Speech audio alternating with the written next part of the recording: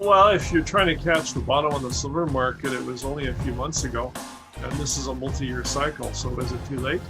No, not even close. Hi, my name is Georgia Tucker with Cambridge House. Today we are talking all things silver. I have David Morgan on the show, publisher of themorganreport.com, longtime Silverbug and financial commentator. We also have the CEO and founder of Endeavor Silver, Bradford Cook. Endeavor are a mid-tier producer in Mexico, and their stock is doing fantastic, so definitely worth taking a look. Bradford is a geo with over 40 years experience in the mining sector. If you like this video, and I hope you do, please hit like and subscribe to our channel. You can hear more from Cambridge House by following us at Cambridge on Twitter, and if you click the link in the pinned comment below, you can receive our weekly newsletter. Thank you and enjoy. David and Bradford, such a pleasure to have you both chatting with me today about silver. Of course, an extremely timely discussion. So let's kick it off right away. Silver has been very hot. Of course, we just saw 24 USD silver. That's up over $5.50 an ounce from this time last year. David, where does silver go from here? Well, higher, and it's a bull market. So the bull is going to try to shake off as many investors as possible on the way to the ultimate top, but definitely in a bull market. And Brad, what do you think? Where is silver headed next? Well, how do I trump David's comments? Obviously, I'm also very bullish on silver. I'm long silver through my own company, and I'm also a bull. I guess I would just caution people that this is a cycle. It's going to be a great cycle. It's the third leg of a typical three-leg move, a multi-generational move, and cycles move in steps. So 3 steps forward, 1 step back. When you get to the third leg, sometimes it's 10 steps forward, 1 step back. So watch it. A little bit of caution there. So, of course, this psychological threshold of $20, which we've just surpassed, what do you think is going to be the next benchmark? David, let's start with you. Well, it's really hard to say. I mean, technically, 26 is sort of the line that is absolutely important. It was support after silver peaked at around $50 in early May 2011. It held 26 3 times. On the 4th time it went through, I put out to all of my paid members, my premium accounts, that we're going to break through 26. And believe me, I got some hedge fund managers that called me up and thanked me profusely because they hedged their positions. And of course, from that point till now, we've been in a downtrend, sideways, cautionary market. A lot of people gave up on silver, and then all of a sudden people realize again how quickly it can move. I mean, I have another interview coming up, and I told the host I really didn't want to talk about silver till it broke the 1950 level intraday on the continuous contract. And he said, okay, fine. And here it is about 2 weeks later, and we're pushing toward 24. So again, I'll parrot what Brad said. I think you got to be cautious, but there is an adage that many have heard that follow me, and that is 90% of the move comes in the last 10% of the time. We are in the last 10% of the time, and is it going to be 90% of the move or not remains to be determined. But usually the third leg up is the longest in price and not necessarily longest in duration. In fact, it's usually fairly short in duration. So if the market started in 2003, we're in 2020, that's 17 years. Let's say we've got another 3 years of this market. Then, you could look at that. If you say 17 years and you take 10% of that, that's 1.7 years. So it could be as short as a year and a half, and that may be it. Is it or isn't it? The market knows more than me always, and I always defer to the market itself. The market is very strong right now. Silver is outperforming gold at about a 3-to-1 ratio, which is the ratio I look for. In other words, when gold's up 1%, silver's up 3%. When gold's up 2%, silver's up 6%. And that's only come, Georgia and Brad, as late. So it's just early on. You're not going to miss the move. If you get in here, you might get shaken out if you're in leverage positions. But if you own it, you're going to be able to hold on to it. Excellent. And back to that threshold question, Brad, what do you think? Is 26 the next psychological benchmark, or where do you place that? Well, I thought it was 21, and we said goodbye to that a couple days ago. I'm thinking it's kind of this range right now, 24, 25. Again, the concept of 2, 3, 4 steps forward, 1 step backwards. I am expecting a pause here soon. I just don't know when. And it could be a very quick pause. Let's circle back to ratios. David, I know you've spoken about the gold to silver ratio a lot at our conference. Historically, we've seen between 80 to 60 to 1, at one point around 125 to 1, and we've seen the gap close significantly as of late. Does the ratio hold much weight? Well, there's all kinds of controversy about it, and there are a lot of even silver bulls, but primarily neutral silver or more gold favorable people. And then, of course, the general public that says it means nothing. It does. First, it means how much silver it takes to buy an ounce of gold. So that's a fact. But no, there's a lot to be said about the ratio. Anytime it's been above 100 to 1, it's portended a very big problem in the financial system at large. And it's also basically set off some rather spectacular moves in the silver market. And since this is an all-time high over 5,000 years, it suggests that it's going to be an all-time high, which goes along with what I said about 90% of the move in the last 10% of the time. I really think we'll take out the $50 nominal level. Remember, $50 in 1980 is somewhere around 150 in today's dollars using the government's inflationary statistics. So I think we have a long ways to go. I don't want to be overly bullish. I want to caution people. But it just amazes me that, how lackluster my work was appreciated during these 6-7 years where it was time to accumulate, which some of the smart money did. And now that we're going toward 25, a lot of people are very anxious to get in. But once it hits 30, there'll be more people anxious to get in. And then it'll, like any market, ebb and flow and it'll go up and down. But again, this time I think is the big one. I think this is going to be especially with gold leading the way. Once you hit that $3,000 mark the Bank of America keeps talking about, a lot of people will wake up at that point and look at silver at maybe, 30 at the time. I don't know. I'm just giving you the idea. 30 looks awfully cheap to 3,000. So you see more new buyers to silver that never even thought about purchasing it come into the market. And where do you speculate the ratio could be by the end of the year? By the end of the year? That's too tough. I'll pass on that, but I'll answer it in a different way. During the peak in May, where we saw $50 silver in 2011, the ratio dropped to 35 to 1. Since I expect silver to outperform gold even more than that on this last leg, I would say you might see 20 to 1. You could see the classic ratio 15 to 1. And in an extreme case, you might even see 10 to 1. But I absolutely believe silver will outperform again this time. And I do believe it'll be below 40 to 1. But even 40 to 1 would be twice as effective as a gold purchase right now. If people really want to buy gold at $1,000 an ounce, all they have to do is buy silver. And when they buy silver and they want gold, then when the ratio gets that 40 to 1, swap it into gold, and now you've purchased your gold at $1,000 an ounce. Brad, any comments from you about the gold to silver ratio? Yeah, I think the ratio is a great indicator of where you are in the cycle. And that run to 125 briefly during the March panic, I don't know how many people decided that was a time to load up on silver, but my God, what a generational indication.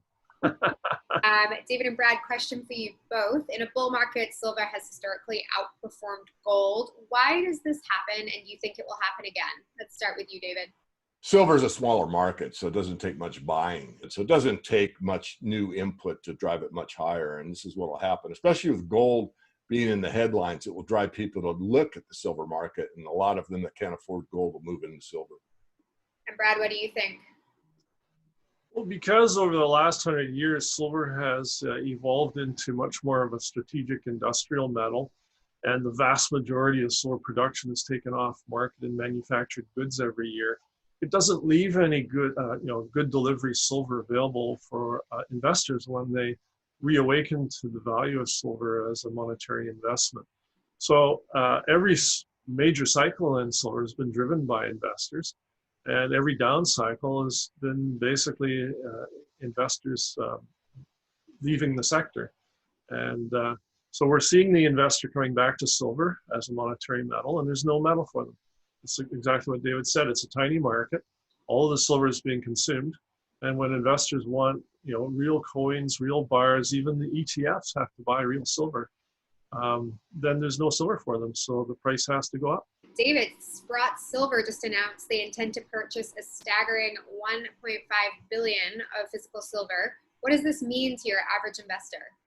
Well, it means you're going to have a lot of support. It's going to be like putting a put on a stock. You're going to have a floor basically for the silver market. That's my view. Time will tell if that's correct analysis or not, but it certainly portends good things for silver bulls. And I mean, the future feels very uncertain for many investors. The pandemic, some social unrest in the US, upcoming election, volatile economy, of course. How should viewers be protecting their wealth? Well, silver and gold have been proven to be assets that are not a liability. So they're the only real financial or monetary assets that don't have a counterparty risk. Everything else in the market is basically on leverage. All real estate usually has a mortgage behind it. Some's free and clear, but most isn't. Same thing with an automobile loan. So anything that's in a leverage system where the credit cycle is coming to an end is in jeopardy. And we're seeing that very much across the board. So you're going to see a run to something that can be trusted, and the metals have been trusted for over 5,000 years. So the run to trust, to safety, to peace of mind has just begun. And as it accelerates, there'll be more and more participants. And so I think we're in a cycle that's going to, as I said earlier in another interview, go into the history record books on a financial washout that happens at the end of all the fiat cycles. We're in a situation that's really going to move the metals as far as I'm concerned. But silver has not generally been thought of as a safe haven, at least in the mainstream, due to its volatility. Has or will this change? Well, it has historically. It hasn't been since the brainwashing of the 1873 crime, which means that they demonetized silver and bankers went to gold only, a monometallic standard. But really, a bimetallic standard throughout history has been the best for everyone. And silver's been money more often, more places, and traded more for goods and services than gold by far. But yet the powers that be have re-educated the public to believe it's merely an industrial metal. But actually, that's an advantage, as Brad pointed out. So once the idea that silver's a safe haven, and maybe the ultimate safe haven for the little investor, I think things will change rapidly in that psychology. But what does that mean in the aggregate? It means maybe 3, 4, 5% of the population of the planet will realize that. But since we only have 0.02% of the entire financial system in the silver market right now, to take it to 0.05% is meaningful. In other words, a doubling of the amount of people that see silver for what it is, both a monetary metal and an industrial, strategic, unbelievably essential, must-have metal in modern times and technology. So it's got two things going for it. Once the monetary demand takes it away from the industrial side, they'll come in and buy it at any price, because without silver, they are out of business. Brad, let's hand it over to you for a moment. Your stock at Endeavour has doubled this last month, so congratulations for that. What would you say to new investors that felt like they may have missed the boat? It's a little too late to invest in Endeavour. Well, if you're trying to catch the bottom on the silver market, it was only a few months ago, and this is a multi-year cycle. So is it too late? No, not even close. It's specific to our company, and one of the catalysts for the move in the last month was our announcement of the latest economics on our next development project, our next mine called Terronera in Mexico. Once Terronera is up and running, it will actually be our largest and lowest cost mine, and the economics are extremely robust at much lower prices than today. So I think that was a real help to the stock. Stepping away from silver for just a moment, I've heard in interviews recently that you're anticipating the decline of purchasing power of USD. So what does the future of currency look like in the US? Sad. I mean, if you look at the Federal Reserve Board's own data, they'll tell you that the $1913 worth 100 cents is worth about $2 right now. So it's lost 98% of its value in a little over 100 years. And their mandate is for a stable monetary system. Well, if it's a stable monetary system, $1 in 1913 would be $1 today, and it's not. So that's proof positive that exactly how poorly they've held to their mandate. So how much is left of that 2 cents? I don't know. Is it going to blow away in the next week or two? Probably not. Is it going to absolute zero? No. No, there'll be a new system. It'll be a new Bretton Woods of some type. I'm just using that term because most people that listen to this interview understand what Bretton Woods is. But there'll be some type of convention, monetary crisis, whatever. And the nation states convene. They come up with a new digital currency by sovereign states, perhaps, or whatever. But there will be a change in the monetary system. That's inevitable. Crypto, perhaps? Most likely it'll be digital based. That's what we've heard from Mark Carney when he was president of the Bank of England. He no longer is, but he spoke at the UN, he spoke at Davos, and he also spoke at Jackson, Wyoming. In all three places, he indicated they wanted an unbacked digital currency controlled by the banks only, using modern money theory. In other words, they can print till kingdom come and it's not going to hurt anything, which of course is ludicrous. But that's what they're shooting for, according to him, and he carries a lot of weight in the elite financial circles. Interesting. Well, thank you for obliging me there. Let's talk about Endeavour a little bit more specifically. And David, I will let you take over with some questions, things investors should be asking when they do their due diligence on a silver company. Okay, well, Brad, we've been through this a few times, so you already know the format before I ask the questions, but I always start with kind of the basics because there's always new people, especially now. I mean, people probably say, oh my goodness, silver, and I want a silver mine. And, you know, I get all kinds of people. I mean, there's the people that, oh, I only want the physical. And I say to those people that only want the physical silver, you know, and I teach buy the physical first before you go into the mining companies. But where do you get the silver without a silver mine, for crying out loud? You know, it's different. It's like the analogy of a golden goose. You know, do you want to buy that one golden egg, or do you want to buy the goose that lays the golden egg? That's where you're looking in the correct mining companies. You're looking at that goose that lays a golden egg or a silver egg again and again and again. So having said all that, let's just start at the beginning. Brad, let me have a little bit about your background and your management team. Absolutely, David, and thanks for the opportunity. I'm a geologist. I've been in the mining business over 40 years. My team's been together largely since the 2007, 8, 9 period. Endeavour today is considered to be a mid-tier silver and gold producer. That's all we produce. We don't have any base metal production. We own and operate 3 high-grade underground silver gold mines in Mexico. They're all geologically very similar. And thanks to our exploration team, we have one of the best organic growth profiles in the business, with not one but 2 new discoveries in historic districts in Mexico that we propose to build over the next 3 to 4 years to significantly grow our production and reduce our costs. I'd already mentioned earlier that our next project, the Terronera mine in Jalisco State, Mexico, we published now the final pre-feasibility study on it with fantastic returns at much lower metal prices. I think it was $138 million net present value, discounted at 5% after tax, with a 30% internal rate of return after tax, barely a 2-year payback. So it's a very attractive mine, and that was, I believe, done at around $16 silver and $1,600 gold, plus or minus. So in the far distant past in terms of the metal prices. That's what's coming up for Endeavour next. We hope to break ground on that project this year, even though we're going to a full feasibility study, which will take almost a year and about $1.5 million. Because we're largely permitted, for instance, the mine and the plant sites are both permitted. If we had the funding, then we would go ahead and break ground on the long lead items. So a very exciting time for Endeavour, basically developing a new crop of mines to carry us through the next decade or 2. Great. Let me just comment real briefly that this is my favorite model, people. I like a producer that has a lot of upside exploration potential. And of course, Endeavour fits that, as Brad just told you what the projects are like. I'm going to go right to the finance side. So I want to know the financial side. How strong is the treasury? How much does management own? Do you have institutional support? And what's the share structure look like? So there's about 150 million shares out. We're trading at, north of $5 today, US. And so that puts us into, $750 million market cap. Cash at the end of March was 15, but it's almost double that at the end of June.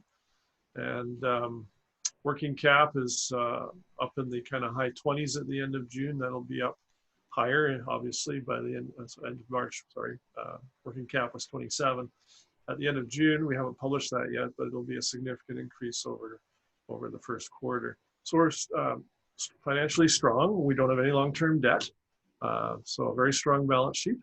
And because of our exposure only to gold and silver, we have the best leverage in the business. The 5-year beta of our stock price to the silver price is almost 1.7, which is a sector leading for the entire silver space. Very good. Institutional support and management. What's management own?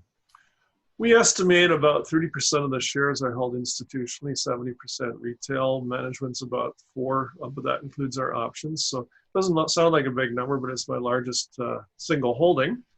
I guess going forward, we're looking at a combination of debt and equity to build out these mines. We don't have any debt at this time, so that would probably be the next thing for us, is to look at a debt tranche for Terronera. Very good. So Mexico, I mean, I want the good, the bad, and the ugly, meaning, you know, why Mexico, I know, and you know, but I want the audience to know why Mexico. And then also I get a lot of questions about, well, is it safe? And, you know, a well-known newsletter writer talked about Mexico as being a potential failed state and all this stuff. You've been there a long time. I've been there many times. I actually have a dwelling there. Condo, and so I am pretty pro Mexico, but I want you to alleviate some of the fear. And believe me, people, this is more or less a brave new world. There's not any certainty in life at all. But can you go through why Mexico and what you would respond to these naysayers about Mexico? Well, we were attracted to Mexico in 2003 because it's close to home. You can get there in half a day, direct flights. It's has been politically stable, has a democratic system. It's not a strongman empire. And thanks to NAFTA, actually, 1994 and onwards, we saw literally the creation of a middle class, all the related middle class infrastructure, education, social services, health services. So Mexico really is a part of North America. And it's got a fiscal regime that works. I have to say that fiscal regime has gotten more expensive for us miners in the last 8 years, but it's pretty much on par with the rest of Latin America in terms of the total tax load. So those are all the pros. The cons, obviously, more recently, we've had the emergence of far left socialist in power, López Obrador, and so he's going to have to pay for his social programs somehow, and this is in the middle of a COVID pandemic. We don't know how this is going to play out in Mexico. We've seen a sharp increase in security concerns. Thankfully, in only specific corners of Mexico, it's not widespread. And, you know, that was the case even in 2003. And we knew there was security hotspots when we went to Mexico, but they weren't anywhere close to our mines. But think about it. Mining as an industry has largely most of their employees, most of their activities in remote rural areas, far from gang activity, far from government interference. And so we just go about our business. It's very important we have a social license with our local people in every place that we work. And so we've made that core to our business plans since we arrived in Mexico, to build relationships locally. And that's really your first line of defense, not only against security problems and narco gangs, but your first line of defense against meddling governments. Very good. Well, Brad, we've actually covered it. I like to keep it simple. We did the people, the project, and the financing, and also the question I get the most, which you did a great job on answering, you know, honestly, the good and the bad. So is there anything that we haven't talked about that you want our viewers or listeners to understand before we close out? Well, I think specifically Endeavour's fallen into the trap of, in the last 2 years, being considered a high-cost producer. And that was because we were still trying to mine the low-grade leftovers of our original discoveries, David, back in 04, 05, 06. The Guanaceví and Bolañitos discoveries, we lived off of for now 15 years, 16 years. And the plan was to have a seamless transition out of those old ore bodies, close those old mines, and replace them with new mines at the same sites. And we have discoveries at both Guanaceví and Bolañitos that were in the permitting pipeline 2-3 years ago, but with delayed permitting, we forced ourselves to live off these low-grade leftovers of the original ore bodies at lower and lower silver prices, and it was really painful. We started losing money. So that's what happened. Looking forward, I think we're going to be the beneficiary. Our shareholders are going to be the beneficiary of a double whammy. Not only are we now looking at sharply rising metal prices, but our costs are coming tumbling down. Guanaceví turned the corner from being our worst performer last year, our most expensive mine, to being in the black in the first quarter. And that was a 4-quarter turnaround. And we're now living off of new discoveries at Guanaceví that have extended the mine life for several years at much higher grades and much lower costs. And that process is underway at Bolañitos now. So I just wanted to point out that we may have been briefly a high cost producer, but we're definitely headed to the lowest quartile. And, you know, Terronera single-handedly doubles our production and halves our costs. So once we get the new mines up and running, it's even better. Closing question for you both then, just nice and simple. I know we've gone over it plenty throughout the interview, but if you could just reiterate in the simplest way you can, why silver? David, let's start with you. It's the best monetary metal of all recorded history. It's the most undervalued asset of any asset class in the entire planet. It's affordable for everyone, and it's a very small market. It means it's extremely rare. It's very scarce. So you're buying something that's extremely rare and scarce, but one of the cheapest prices it's ever held on an inflation-adjusted basis with nothing but upside, more or less. Will it correct? Of course it will. Will it pause and go up and down and scare people out of the market? Yes, it will. But for those that have the wherewithal to put some, not all of their funds into a precious metal, I would favor silver over gold again. Excellent. And Bradford, you've dedicated your career to the metal. Why silver? I'd like to give you 3 reasons to own silver in the portfolio. David touched on the first one, which is that silver is truly money. It was the last metal used in common currency, the silver dollar, the Mexican peso, the Chinese currency, the yuan. I think that it's come back with a bang. The appreciation of the investor for silver as a monetary metal is coming back with a bang, and it's going to impact the silver price. Number 2, in the last 100 years, silver has evolved as an industrial metal, and the vast majority of new mined silver every year disappears into manufactured goods, never to be seen again, because it's too hard to recycle. There's 1 ounce of silver that goes into a conventional internal combustion engine car for the electronic or digital circuitry. It's not enough silver to scrap a car and recover the silver. So it just disappears. It leaves the world, so to speak. And yet the uses of silver continue to grow every year. Electronic offtake grows 2-3% every year. We've seen in the last 10 years the emergence of solar photovoltaic cells. In fact, that leads me to my 3rd reason to own silver. Silver is a green metal. You can't have solar power without silver. You can't actually have an electric car without silver, even though there's far more copper or lithium or cobalt in an electric car compared to silver.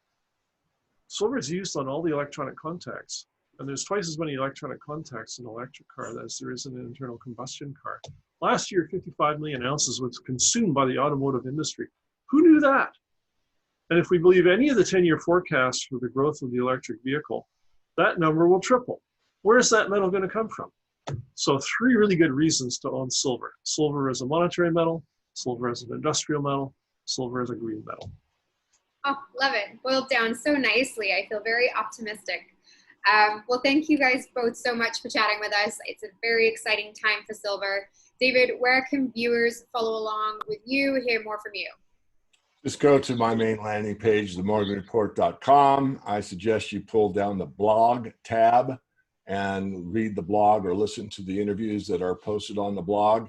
And then the navigating bar at the top of the blog page has icons for our Twitter feed, our LinkedIn, our Facebook, and our YouTube channel. So if you want to follow any of those, they're on the blog page at the top bar.